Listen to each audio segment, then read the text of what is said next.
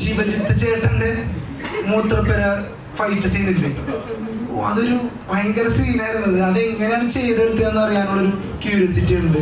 അതിന്റെ മേക്കിംഗ് ആയാലും പിന്നെ നിങ്ങളുടെ പെർഫോമൻസ് ആയാലും ഒക്കെ എങ്ങനെ അത് മേക്ക് ചെയ്തെടുത്തു ആ ഒരു എക്സ്പീരിയൻസ്?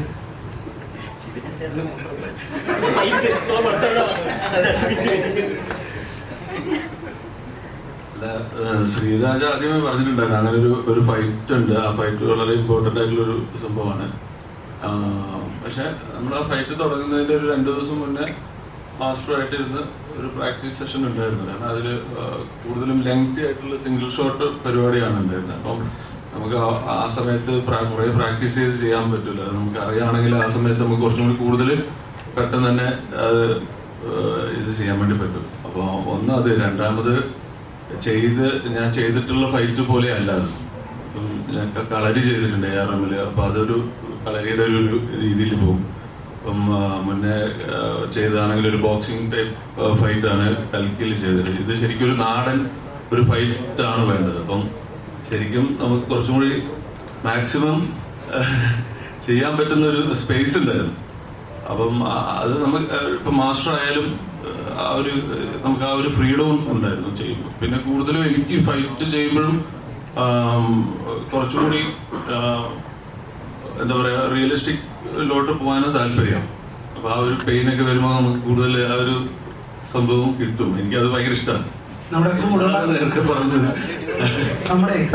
കൂട്ടുകാരൻ പടം കണ്ട് പറഞ്ഞായിരുന്നു നല്ല കിൻഡൽ ഇടി എന്ന് പറഞ്ഞായിരുന്നു ശിവജിത്തേടന്റെ. അപ്പോ റിയൽ ലൈഫിൽ നല്ല ഇടിക്കാരനാണോ?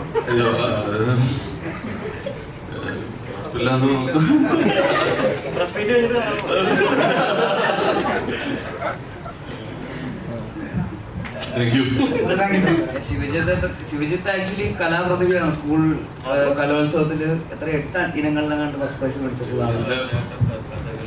കഥകളി, മോഹിനിയാട്ടം,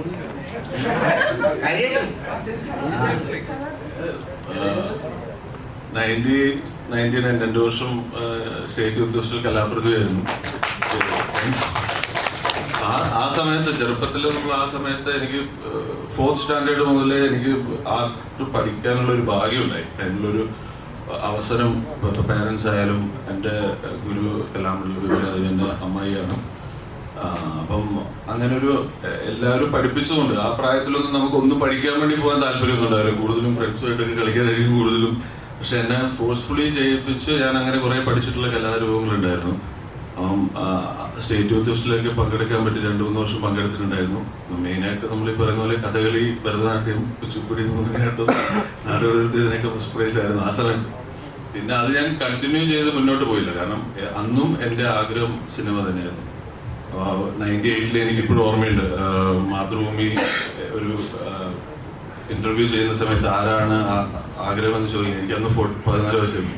അപ്പം ഞാൻ പറഞ്ഞു എനിക്കൊരു സിനിമ നടനാകാനാണ് ആഗ്രഹം എന്ന് അന്ന് ഞാൻ പറഞ്ഞിട്ടുണ്ട്.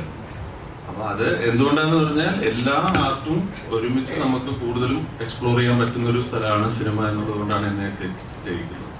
അപ്പോൾ ഇപ്പോഴും സിനിമ തന്നെയാണ്. അതിന് വേണ്ടിയിട്ട് കുറേ കാര്യങ്ങൾ, ഇപ്പോൾ കളരി ഞാൻ പഠിച്ചതും സിനിമയ്ക്ക് വേണ്ടി പഠിച്ചത്. പക്ഷെ ആ കുറേ നാളുകൾ പഠിക്കാൻ എനിക്ക് പറ്റി. ഒരു 1.5 വർഷത്തോളം കളരി പഠിച്ചു ഫസ്റ്റ് മൂവിക്ക് വേണ്ടി. പിന്നെ അത് ARM-ൽ അതുകൊണ്ട് എനിക്ക് ചെയ്യാൻ പറ്റിയ അങ്ങനെ ഒരു സംഭവം. ഓരോ സംഭവങ്ങൾ പഠിക്കുമ്പോഴും കൂടുതൽ ഡെപ്തോട് കൂടി പഠിക്കുക എന്നുള്ള വലിയ ഇഷ്ടമാണ്. വേറെ ഒന്നും ഒടും താല്പര്യമില്ല. ഇത് തന്നെ